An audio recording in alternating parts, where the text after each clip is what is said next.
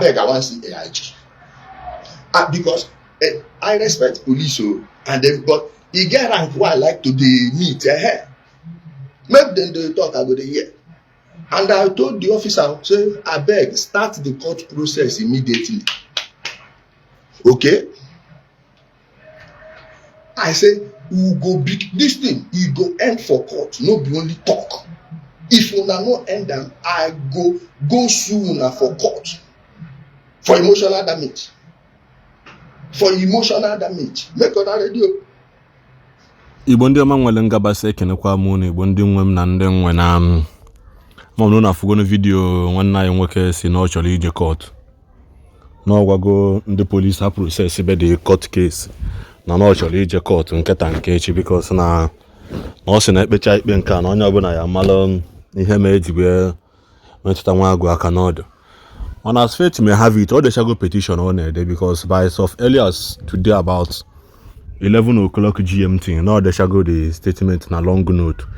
So we're simba na all are going and got too much na you bujezia court. So because on obona na Abuja keta forward, what the only pay no receive na that na man or Abuja. Nanka ije head we na the court station. Kai malo eba ebido zobia ndo azaba. Because na onwe yegbu nwa nketa yegbu ya tata no. Because obolo na osiboro nwoke otu from the reason why you ejebuji court because my own is that na onye odechago statement na okwesị na akwụkwọ obute ejulu eju. So by time court ebido sit by 2 p.m. 2:30 p.m. and no mgbe court si mechi onwe ike by then agụchabe na one long 300 pages first notebook o ji wede because as the story goes na o use about 8 books where petition ya. Una no go use about 8 books 300 pages where register his own entry. So by the time I go gide na court, you know man na court, by the time I go obu na ago chabe. I am na adjournment. So by the time I make adjournment automatically na Udele ya na Udele ya ba 3 months adjournment or 2. We can say na chiyata ending of 3 months because I want Easter and the mother general holiday. So by the time I mechazi na abu na grant good bill I go chago no petition again. You got to go petition Ibuka. Ask it me have it and they can't sweep anything off the guard. Police ya lolo ha, ndu court ya lolo ha, chief magistrate ya lolo ya. So by the time I butebe those things butecha, I present the evidences I have against him.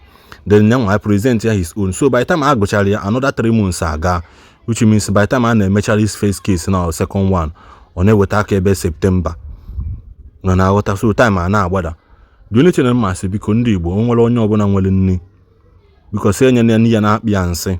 They say na enye fit between ọka asụrụ asụ or ọka ahụrụ ahụ n'ọkụ ma ọ bụ ji ma ọ bụ nni ji n'ụtụtụ ji ahụrụ ahụ n'efie. Then n'abalị enye ji esiri n'ọkụ n'abalị.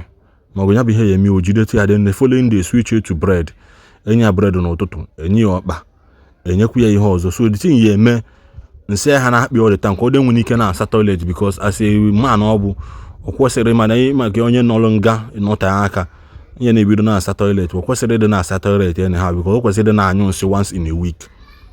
We call this combination and suggest ya nearly once in a week because kada ama nwesi okoko saba toilet n'ime nga ebe ọ nọkwa na remind mago remind bụ na a sentence be here mana ọ na-abịa court na aghọta because also no ya nwachoro ji aka afụ AIG and before by the time of AIG now yesterday okwu wee kalizan wee na-asị biko Igbo ndị ọma na-ege m ntị lelele na enene the remaining video unu no ebe nya okwu su ebido unu kwanụ ebe oyesi end biko unu tinye nwanne anyị nwoke na ekpele mgbe na-ajụkwa ọzọ unu achọ ka ejide Udele ha ala anyị Maazị Nnamdi Kanu Alice na onye ọbụla kwesịrị iti option ya na comment section biko unu do but this is the only thing I require a truthful answer from you guys.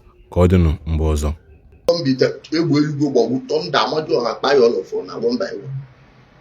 I never know who write the petition. You go show now. And at that time you go see the main problem. Now that time, cyber stalking, exposing criminality and cyber stalking. Don't worry, Unuga. Don't worry, Unuga. Hey, should be na AIG. Please, I beg, I want to see AIG. Because I respect police, and then but e get rank why I like to dey meet. Make them dey talk, I go dey hear. And I told the officer, say, abeg, start the court process immediately. Okay?